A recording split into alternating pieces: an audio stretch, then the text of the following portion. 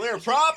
Star 73, cranking number 2, following twin traffic, 3 mile final, clear Pleasantville. 1 Charlie Bravo, exit in runway 25, going 4 mile final. This is Behind the Prop with United Flight Systems owner and licensed pilot Bobby Doss and his co-host, Major Airline Captain and designated pilot examiner Wally Mulhern.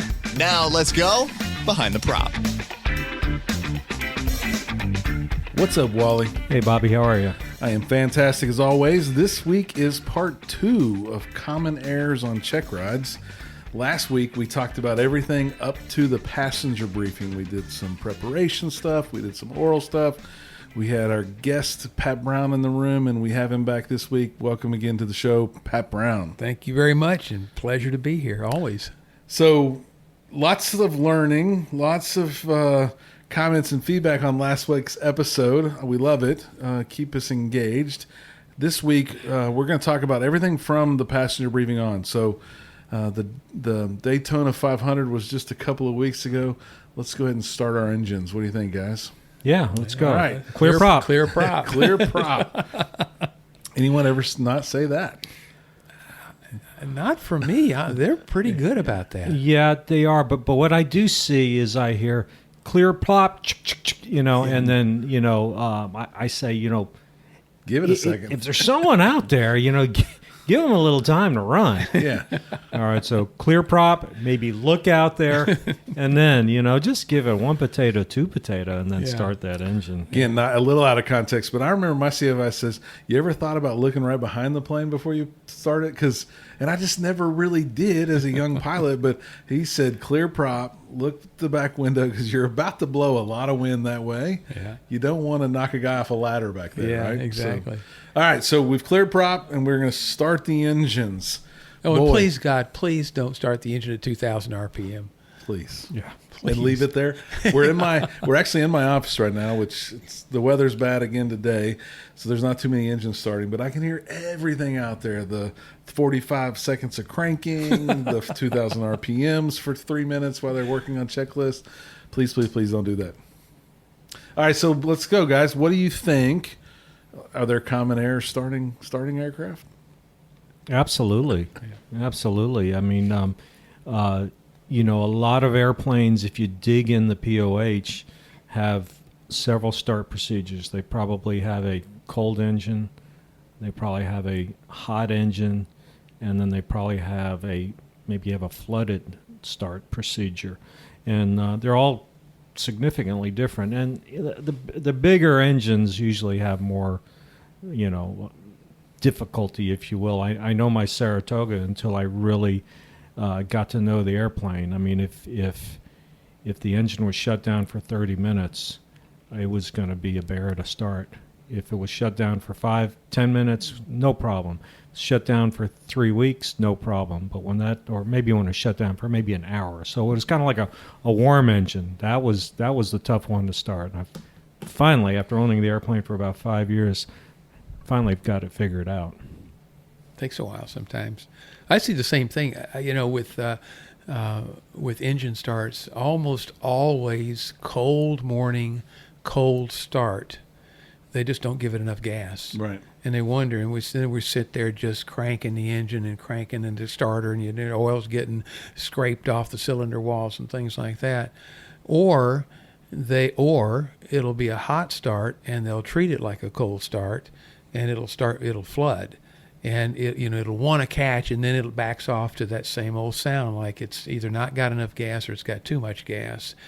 And sometimes you hear the engine. There's a particular sound that the engine, particularly a carbureted engine, makes that is a dead giveaway on a flood. And it's kind of, I don't know if I can make the sound, but it's kind of like a kind of a sound. A burping almost sound. Yeah, kind of gulping. Yeah, when you hear a sound. gulping sound, that's kind of what it is. And when you hear that, that's a dead giveaway. It's flooded. And yet what they keep doing, if they'll stop for a second, they'll say, okay, what should I do? Oh, let me give it some more gas. And they'll give it a couple of more shots of the accelerator pump, and it's just worse. Mm-hmm. And then I've had a couple of times I've had mechanics at various flight schools come running out saying, what's wrong? What's wrong with the airplane starting? I have to say, back off. This is a check ride. They've got to figure it out themselves. I'm not going to let them ruin the engine, but they got to figure it out themselves. So Right. I've never had to stop a check ride because they couldn't get it started. But oftentimes on the debrief, there's quite a discussion about what happened and Yep. how we could have avoided that. Yeah, it's something I don't like to listen to from in here too often because it's a lot of money and it's a lot of time, and you got to know how to start engines. We've done entire shows on that, so we won't belabor the point, but it is something that is a technique that you have to learn over time. And the only point I'll make, I guess, is a hot engine doesn't need 6 pumps of primer. No. It's not going to help the cause at all. So, Right. all right, so we've got it started. Take a deep breath. We've got the engine started. This is probably where I would think the applicant really gets into PIC mode, and they're trying to do the right things. So what comes next from Common Airs, gentlemen? Well, you want to go? You can go. Who's going to be PIC right now? All right. So we're taxiing out to, let's say, the run-up area. There's a center line on the runway. It's there for a reason. And they're either weaving all over the place, trying to set their DG or their HSI or tune frequencies or something like that. Taxi is for taxi, and the center line is there for a reason. So that's what you should be doing. You should be paying attention to taxiing and staying on the center line. That's a real common error. Yeah. Yeah, there's a problem here on this taxiway, Yankee, by our school, where there's a lot of cars parked, and I think we've maybe created a monster by deviating just a little bit and teaching people it's okay, which could create a really bad habit somewhere else where they think they can deviate and clip something, right? I mean, that center line is technically it's supposed to be the farthest point from either side of that taxiway for sure. So Well, from an obstacle clearance perspective, if you're on the center line, the likelihood of you hitting something with your wingtip is certainly not none, but it's significantly reduced. Correct. And yeah, that, I don't know the answer to your situation, but that, you're kind of tacitly teaching them normalization of deviation. yes. Yeah. And Not what- me. I just think it's a problem. Right, and what I have seen is if you're taxiing out, maybe the obstacle that you see is on the left, so your tendency is to taxi a little bit right of the center line, but your eyes are to the left, but you're going right. Yeah. So what could go wrong here, right? Right. Yeah. I'm going to say just that initial call up to ground control. You call up such and such a tower, Skyhawk 123 Bravo Charlie at such and such a flight school, like to taxi for takeoff or run up or whatever the appropriate verbiage is for your airport. If ground does not answer you, and then you call them again, and they don't answer you, and then you call them again, and they don't answer you, at some point you got to look in the mirror and say, maybe I'm the problem. And very likely your volume is down on your radio or your headset. Mm-hmm. A lot of these airplanes, I know the ones that have the Garmin 430s and the 530s, there's a little RX that lights up when you are receiving. So if you're receiving and you're not hearing anything, you're probably the problem.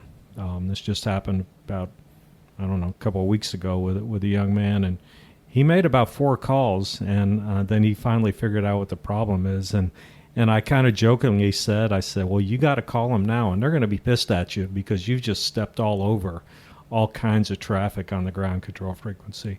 And they were. They let them know that they were not happy with them. But, at some point you just got to swallow your pride and go for it. And that's assuming that they're tuned to the right frequency, because Right, it could be a right, wrong frequency too. Right. Yes. Yeah, audio panels, I'm sure that's an issue, and that's a big, deep well we won't dive into. But Yeah. So we've taxied. What about? I think I was as training beat into we got to do these crosswind controls and all these other things, right? Are you expecting some demonstration of that even in a 2-knot wind day, or only in a high wind day, or only when it's required? I guess. I want to see that they're aware of it. Right. If they're aware of it, you're kind of giving us the extremes here, a 2-knot day. Sure. Yeah. If it's a calm wind day, I don't really care. If it's 2 knots off the nose, just an awareness that we don't have much of a wind, but I'm going to go ahead and put the controls in the right way, and they're demonstrating that that they're aware. Good. Yeah. Good point. I guess really the next phase of this would be the run up. Anything to talk about in the run up from a common air's perspective? I think one thing that maybe we see a lot of, well, I won't say a lot, but occasionally you do see issues with spark plugs, fouled plugs, and so at some point we do have to go through a cleaning procedures. A lot of airplanes have procedures for it on the checklist. I know one flight school has it on their plastic checklist in the airplane, so it's just a matter of just going through that checklist for the cleaning procedure for the spark plugs. Yeah, I don't think I was versed in that really well. I don't think if it would have happened to me, I don't think I'd have done a great job for sure. So run up, pretty much the checklist. We follow through on that. Next, we're ready. We're ready for departure. Radios. What's the next big common air, if one? Well, Wally probably does more check rides out of towered fields than I do. I do a lot of them out of non-towered fields as well, and I guess I really don't see a lot of real common errors on that. Typically, I'll start off with a short field takeoff. That's kind of my go-to first takeoff, and once again, I come back to holding the center line. That particular takeoff, can be problematic if they don't have the proper crosswind corrections in there. They don't get enough right rudder in there. Holding the center line is probably the big one on that one. Do your applicants seem to take the runway a lot? Oh yeah, yes. I was really gonna avoid pet peeves on radio work, because that's an entire one by itself, and we've actually talked about that in a previous podcast. The three of us. I couldn't resist. Sorry. Because I'm going to say, if they say taking the active, I'm going to say, first of all, where are you taking it, and when are you going to bring it back? So. It's funny you bring that up, because I just had this discussion about 5 days ago with a young man on a check ride, and he was a CFI getting a multi-engine rating, and we were at a non-control airport, and that's what he kept saying. He says, we're taking the runway, and that was part of the debrief. I was talking about standard phraseology. I said, I've got a lot of experience. I said, what I think you meant is you're taxiing out onto the runway, but I says, I'm not 100% sure what you mean by that, even me. So why don't we just say we're departing runway, whatever. Yep. Yeah. And then I got the famous last call yesterday on another check ride. Guy was turning out, and he said last call, and it was a great check ride. I mean, it was on a scale of 1 to 10, it was a 9+. And but we're sitting down afterwards and debriefing, and I said, so now I'm going to get to pet peeve time. And we got to the last call thing. I said, just don't say that. Yes. Yeah. Not necessary. Taking up radio time. Yeah. So we'll assume private here. Yeah. What's happening on the short field? What do we start seeing common problems in this phase of flight? Are we talking about short field takeoffs or landings? Short field takeoff. Sorry, yeah, we've just took the runway. Remember? Sorry, we're departing on 17 right. Short field. You've given the guidance to demonstrate a short field takeoff. Do we start seeing common errors this early in the check ride? Sometimes they'll forget to put the flaps down. Yeah. But there are some airplanes that don't require flaps for a short field takeoff, depending on whether it's going to be over an obstacle or not over an obstacle. Right. So the applicants that are really sharp will ask me before we taxi out, do we have an obstacle or not? Mm. And that's good on the CFI for telling them that. Good. Yep. And I do question, a lot of applicants will say, because typically what I do is a soft field takeoff on the first takeoff, and they're in a position, maybe we're doing a run up not right at the runway, and they're going through their before takeoff checklist, and it mentions flaps, and they'll say, well, I'll get them at the runway, and I'm thinking, why? why not? Well, it's on the checklist. Why not set them right now? Can we taxi over to the runway with flaps 15 or 25 or whatever? Why? It's got to just be bad technique being taught, is my assumption, for sure. Right? Yeah. Yeah, it could be. And you mentioned soft field takeoffs. There's another one where that left turning tendency and the P factor and all that will take the airplane off the left side of the runway because you've got a lot of back pressure, and that nose starts to come up. And boy, if you don't get that right rudder in there, I see that a lot in soft field takeoffs. Again, I know I sound like a broken record talking about holding the center line, but every single takeoff and landing in the ACS in the skills says holds the, and paraphrasing, but holds the center line, Right. Yes. or Yes. maintains the center line, Yeah. lines up with the center line, touches down, longitudinally aligned with the runway without side load on the gear. I mean, that's every single landing says that. Yeah. And every single takeoff says holds the center line or some verbiage to that effect. So I see that a One long ago, I lot. heard a DP tell me that the applicant said that he was close. That's not what the ACS says? Close only counts in hand grenades and horseshoes. Yeah. Not on the ACS. Yeah. I'll say the applicant. I will facetiously say, "Are you a taxpayer?" And of course, they look at me and they say, "Yeah." And I'll say, "Well, as a taxpayer, you bought the entire runway, not just the left side. We can use the whole thing. In fact, why don't we just put it down in the middle so we're using the left side and the right side equally?" Oh, I like exactly. that. I'm going to steal that one. Okay. All right, so let's just jump to the list. What are some of the big common errors you guys see on private check rides? Maybe we'll have to do a part 3 on instrument, but really, what is the private errors that we need to share with these applicants that are out there listening? Well, with mine, the first thing we do is we start out on the cross country phase, and what I tell them is I say, okay, tell me when we get to our checkpoints, and tell me how we're doing on time. Are we a minute ahead or on time or whatever? And typically, the first checkpoint that most people have is top of climb.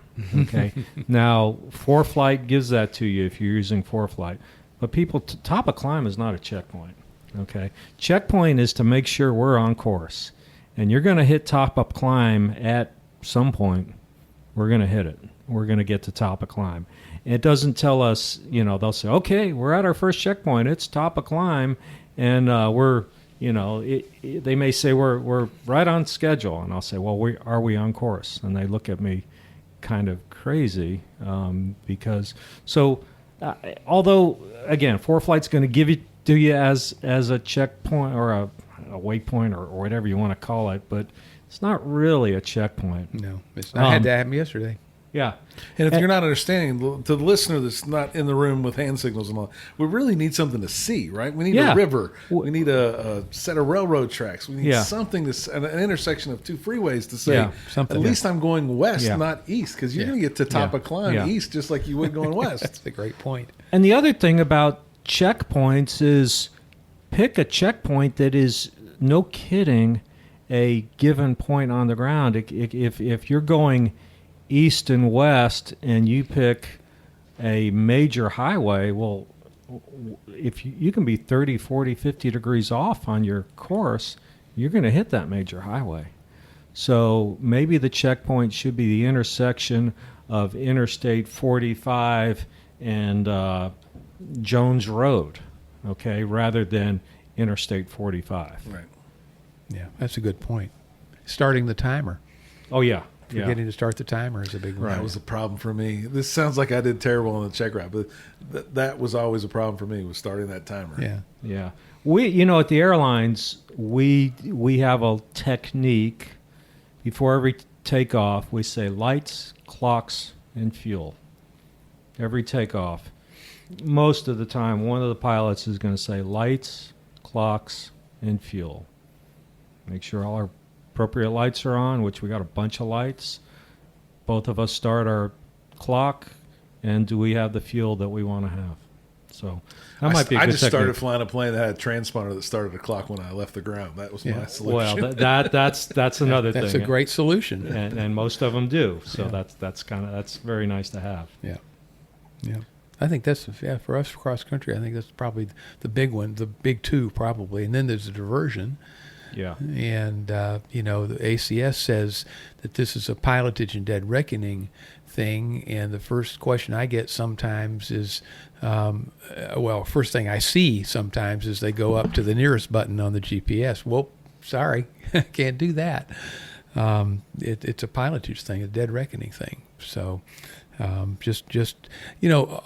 when I was teaching a lot, and I still do, but when I was teaching a lot and preparing for somebody for a check ride, I would tell them, look, the diversion is going to be a realistic diversion. The DP is not going to send you to Dallas on a diversion if we're flying in Houston. It's going to be a weather diversion, or it's going to be you're sick in the cockpit diversion, or maybe the engine's running a little rough diversion. You're not going to go 75 miles to an airport. What's the closest airport? Be aware as an applicant. What are the airports within a reasonable distance of the course that you've been assigned to fly? Yeah.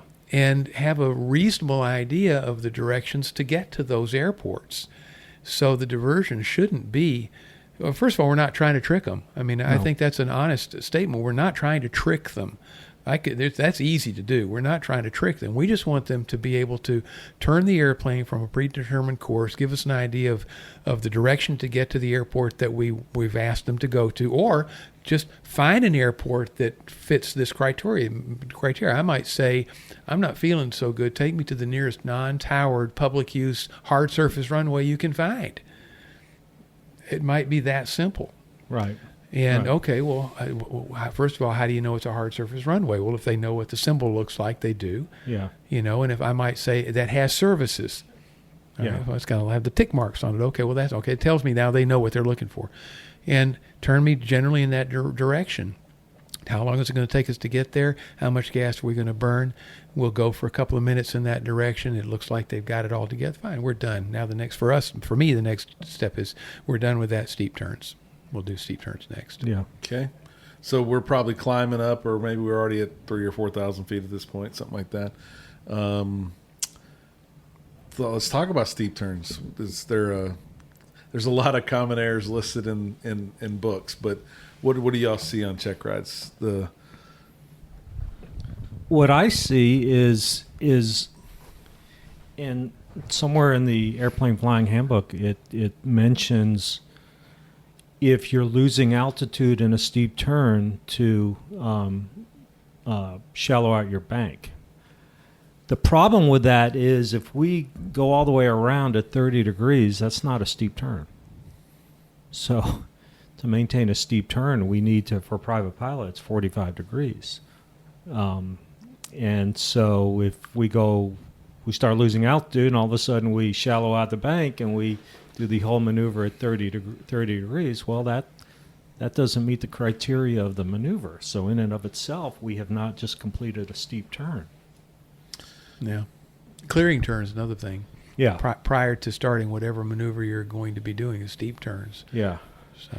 And I will say this about clearing turns. When I was an instructor, I always tried to use the phrase, let's clear the area rather than let's perform clearing turns, because a lot of times I watch the applicant doing clearing turns and it's an IFR maneuver. Their head is inside. They're on heading 360, they turn right to 090, and then they turn left to 360, and they go, okay, it's clear. And I said, well, did we look outside? Oh, well, I didn't want to miss my heading. Well, why are we doing this? There's no ACS standard for heading on a clearing turn, is there? Exactly, No, exactly. We're trying to make sure there aren't, as best we can, no airplanes out there. And the other thing that I see is we do the clearing maneuvers, and then we take 10 minutes to set up for the steep turn. Mm-hmm. So maybe the way to do it is to set everything up for the steep turn, perform whatever checklist you need to do, get to the speed you want to do, okay, then do the clearing maneuver, and boom, right into the steep turn, because that's the whole point. We don't want to hit anybody. Yeah. Yeah. makes sense. Yeah. Is there anything in the turn that you see commonly done? I mean, I'm thinking it, so I'm just going to say it, but I had 2 CFIs that taught me during my private. One was the used trim, one was the not used trim, right? Like, maybe that's not a common error, but one of those would set you up for less success than the other to being a great pilot, in my opinion. But do you care about that technique, or is there an error around that technique? I don't care about one way or the other because there's pros and cons to both. Sure. You know, the upside to using trim in the steep turn is that you don't have to add a lot of back pressure to make, if you get the right amount of trim in there, you don't have to add a lot of back pressure to make it work. The downside is that when you roll out, you better get that trim out quick or you're going to balloon past the 100 feet that you're given. And of course, the downside to not using trim is that you better keep enough back pressure in there to be able to maintain your altitude. So it's one more thing to have to worry about. So you're either worrying about it on the front side by not using any trim, or you're worrying on the back side because you did use trim. Either way, but what I've noticed, it took me a while to kind of figure this out as a CFI. I'm sure that did you too, Wally. That the biggest common error, besides the great trim controversy, we can do that in capital letters. The great trim controversy is when you're entering a left-hand steep turn. The tendency for the applicant is not to add enough back pressure soon enough, and in a right-hand steep turn, too much too soon, too much back pressure too soon. Just because of the fact you're a parallax on a side-by-side airplane, that parallax makes you look like you're starting a dive bombing run on some sort of a strafing run or something like that on a right-hand turn. It looks like you're in a diving right-hand turn. And the tendency is to haul back on the yoke, and before you know it, you've gained 150 feet. So a left-hand turn, not soon enough. Back pressure, not soon enough. On a right-hand turn, too much too soon. Gotcha. Good tips for everybody. And I would say also I would, I don't know, maybe this is more of a CFI type thing, but I watch the applicant's eyes a lot of time to see where they are. And we're probably inside way too much. I say we ought to be outside about 85%, 15% inside. And that's just winging it, but you should be outside a lot more than inside. Now, the problem is here in Houston, a lot of times we have hazy days where there's not much of a horizon, and we may be in the clear, but it's hard to, it just looks like mud out there. So, sometimes you can't do that. But if you do have a very defined horizon, man, just pick where that airplane that knows that it needs to go on the horizon and keep it there. And guess what? This airplane is just going to be rock solid. Yeah. The guy that designed it had a pretty good idea how to make it turn. Yeah. Yeah. All right. What I got to think stalls are next? Stalls or slow flight, either one. Sure. What do you want to talk about? I'd go for it. I don't make mistakes on those. I'm just kidding. You just make improvements, right? Yes. There's no, I usually start out with slow flight, and what I find is we like to lose altitude on slow flight. And once you get slow, it's going to take a lot of power to maintain that altitude. And how much power? Well, the answer is whatever it takes. Yeah. Once you get down around 50 knots or so, whatever it happens to be in the airplane that you're in, you're behind the power curve, and it's going to take a lot of power to maintain that altitude. And we're supposed to do climbs and turns in slow flight, and so we're gonna do a few minor maneuvers, nothing, too crazy, but we're gonna do some things. I think I mentioned this before we started recording to Wally. Pat, you might not have been there, but as a private applicant, I was scared to death of this stuff, right? This is hard to do. Y'all are sitting over there drinking your coffee, whatever. None of this is bothering you because you understand everything. But it's pretty hard to think that I can fly this plane this slow and turn 90 degrees and turn 90 degrees and climb 100 feet. It's for the applicant, there's a lot going on. Not that they shouldn't be able to do it, but I'm just saying there's so much going on compared to the master pilot in the room and the airline pilot in the room. Well, they make it hard on themselves by, for example, rushing the deployment of the flaps. Oftentimes I'll see them, they'll pull back to 1,700 RPMs or 15 or whatever the number is, whatever they've been taught. And as soon as they're inside the wide arc, bam, that first notch of flaps gets pulled in or put down, depending on what airplane you're flying. And if they're not on top of it, they're going to balloon 50, 75, 100 feet right there just because of the added lift from those flaps. And now they're already behind the 8 ball, and now they've got to descend back to their target altitude because it isn't plus or minus 100 feet once you get stabilized in slow flight. It's from the time you start the maneuver, which is the deployment of the flip, the power in the flaps, and so they get themselves behind the 8 ball. And I just tell them in the debrief, like, cool your jets, man. Just wait, just let the airplane slow down. You don't get any extra points for speed here. Let's just slow down. And the way I used to teach slow flight was actually throttle back to idle, and just apply trim and back pressure necessary to keep from losing altitude. As soon as you're in the wide arc, add that first notch of flaps or pull in that first notch, and then pull in the second one and pull in the third one, and then push the power up to 1,900 RPMs, and boom, you're done. And then it's just a matter of adjusting pitch and power as necessary to maintain slow flight. And you might have to add a little bit more than 1,900, but in a typical 172 or an Archer, that's about what slow flight is. Right. So they make it harder than it needs to be. And the other thing for me is this is a rudder maneuver. This is not an aileron maneuver. If you're told to make a right-hand turn to a heading or left-hand turn to a heading, add a little bit more rudder to make that right turn, back off that right rudder to make the left turn. Just don't let the bank get steeper than about 5 or 10 degrees. There's nothing that says how steep the bank has to be.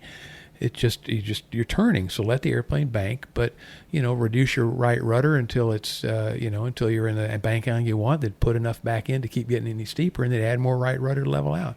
You can if you're doing slow flight properly, you can actually put your left foot on the floor and fly it with your right foot. Yeah, I do remember that. It's been a while since I've been in slow flight, but probably should go practice. Yeah, and then stalls. Yeah, stalls, holding that plus or minus 10 degrees on the recovery, especially on a power off stall dirty.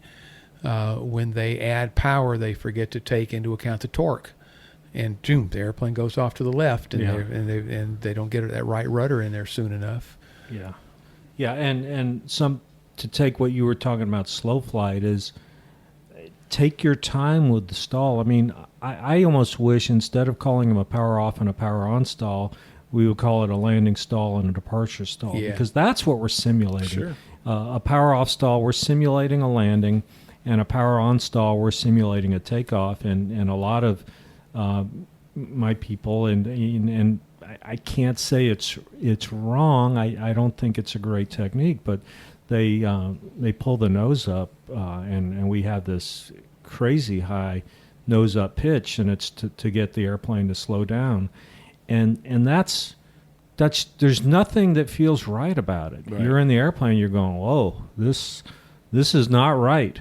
So we're kind of not simulating a takeoff. So I say, okay, let's let the airplane slow down at a slower rate, and then add the power. Mm-hmm. So we're trying to simulate, because what we're trying to do is we're trying to learn how to get out of trouble if we really get in trouble. When it naturally happens, not when we artificially make it happen. Yes. All of us would artificially feel that if we were in a Warrior on a runway pointing straight up in the air. Something bad's about to happen. Yeah.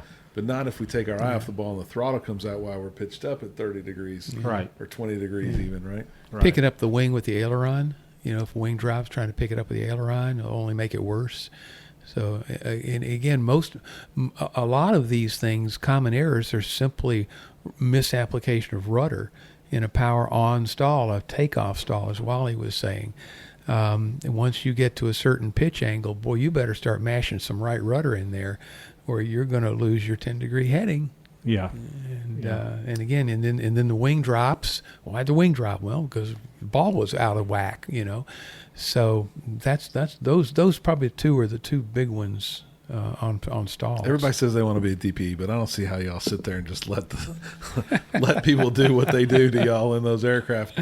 All right, what's next? We've done the high work now. We're turning our ways back down towards the ground. Well, we got to get down to the ground. So for me, the next step is emergency procedures, and I do two. One is simulated engine fire, and the other was we actually lose the engine where I'll reach back and pull the throttle back. And at least for me, it's the checklist. Yeah. Again, I'm on something like an engine fire.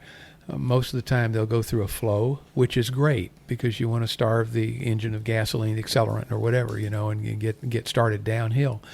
But then they kind of forget to back it up with a quick look at the checklist. And the same thing with I've lost the engine.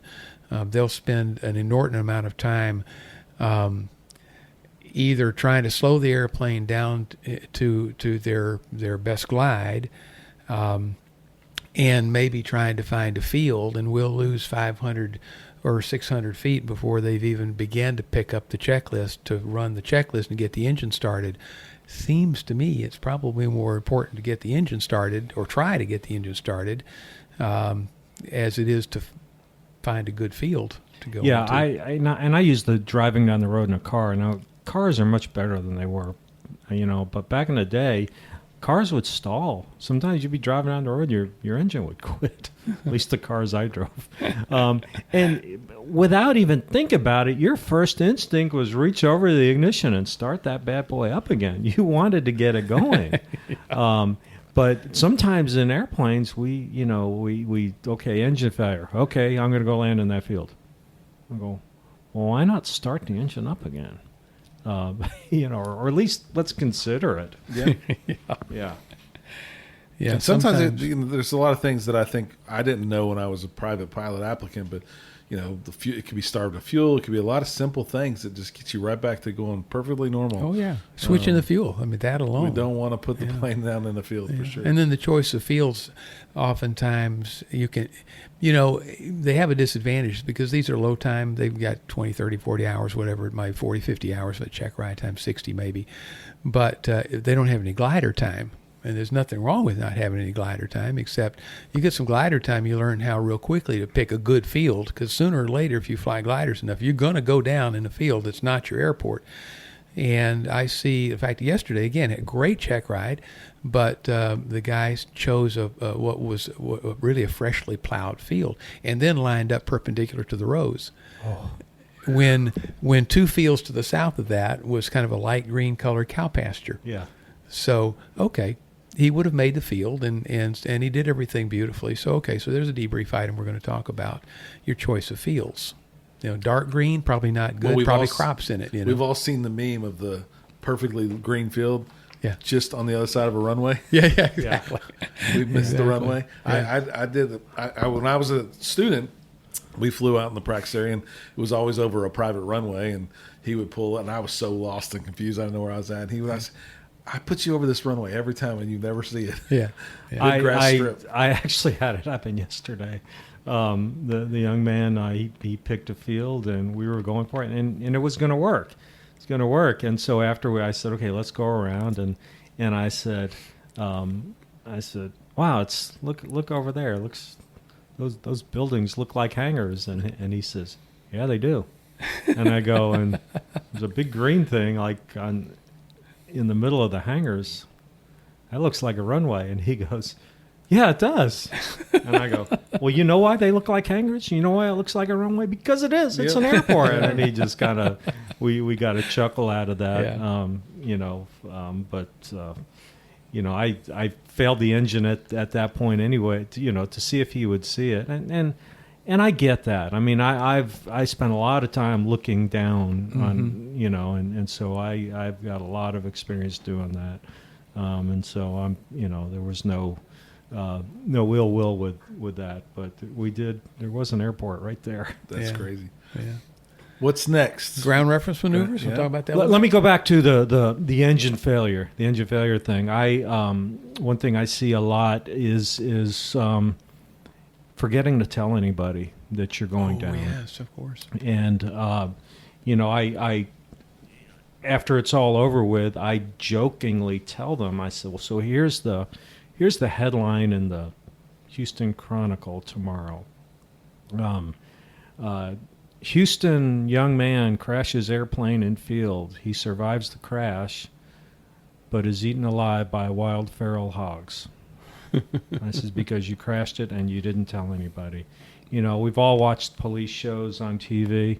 When a police officer gets in trouble, what's the first thing he does is he calls for backup. So it's something, you know, that we can do, and we don't have to even call for it. We have this transponder, and 7700 is a beautiful thing. It's a very, very powerful tool. I actually have an app on my phone to where if any airplane in the world squawks 76, 75, or 7700, I get a text, and I can click on it, and I can go to the flight, and I can see the airplane. You know, follow along with them. I mean, and this is real time. So that 7700 squawk is a very, very powerful thing. No question. No question. All right, so back to ground reference maneuvers. Wally, you want to start there? Well, you know, I don't have the ACS memorized, but I do believe one of the first things on there is clear the area. So don't forget, we should be doing clearing turns on ground reference maneuvers as well. And what I say to the applicant is I say, let's climb, you know, I usually do this after the engine out scenario. So I say, let's fly the appropriate altitude for ground reference maneuvers. Mm-hmm. And a couple days ago, a guy says, well, how are you at 2,000 feet? And I said, let's do what the ACS says. And he says, well, okay, we'll go down lower. And, you know, I during the debrief, I said, so have you been doing your ground reference maneuvers at 2,000 feet? He goes, yeah, well, my instructor doesn't like being down low. And I said, well, you did it correctly on the Checkride. You passed the Checkride, but that's just wrong. The ACS says 600 to 1,000 feet AGL, so that's what we need to do. Yeah, that's a big one, and just misplaying the wind on ground reference maneuvers, just misinterpreting, misplaying, misapplying, you know, the controls for what the wind is doing to you, and right? Altitude, holding altitude, that kind of stuff. Yeah, and the wind is probably close to the airport you took off from, but you know, look around. There's very possibly some smoke that you can look at. Smoke's the easy one. Yeah, smoke Sure. is the but easy so one. is water on a pond. No doubt. Yeah. You know, that's a big one, and a lot of these kids, I say, a lot of these applicants don't realize that there's some things that you can look at on the ground, like water. Right. And there's lots of little ponds around here. Well, Right. at 1,000 feet, maybe not 2,000. You might not be able to see the ripples from 2,000. Ah, but you can see the ripples at 2,000 feet. So depending on where the sun is, that's Sure, that's a good point. that's the key there. So yeah, it's just misplaying the wind on that. So I did feel like once I did my 2 laps around a point, we were headed back. I thought, man, Checkride's over. I think I've done it. There's got to be more mistakes. What's left there? What are applicants doing when they're heading back that maybe not to standards? Well, I won't say to standard, but typically, you know, if I do all this just right, at this point, we're probably maybe 18 miles from the airport. Where, you know, I don't like to be, we like to get this thing done in a timely manner. So in a perfect world, I would say we would be about 18 miles from the airport. So at this point, what I tell the applicant is, we're lost. Get us back to XYZ airport. And at this point, I will say, everything is available to you. Okay, if they want to use their GPS, if they want to use ATC, say, hey, I'm lost, help me out. And at this point, I will be ATC. And I will say, okay, well, I'll give them a squawk 1200. Okay, radar contact. Turn left heading so-and-so. Airport is 12 o'clock and 16 miles. Advise when you have it in sight, is what I will say. But so, most of them we have GPS in most of the airplanes, so they'll plug in the airport and we head to it and everything's really good. And I'll say, okay, let's go back to such and such an airport and tell them we want to stay in the pattern and do some landings. And I think a lot of them at this point, like you said, Bobby, I think a lot of them maybe go, okay, I'm almost done. Easy Guards part. dropped, make a bunch of Right. mistakes. Well, now they forget to let's tune in and get the ATIS. Let's go ahead and as soon as you get that ATIS, maybe you're not going to call the tower until you're maybe 10 miles out, but there's nothing that says we can't start monitoring tower 16 miles out to kind of get a flow for the airport. Maybe there's an airplane that's disabled on the runway, and maybe the airport's closed. Wouldn't that be nice to know now rather than later? No question. Maybe there's been a wind shift since we took off and we're landing on a different runway.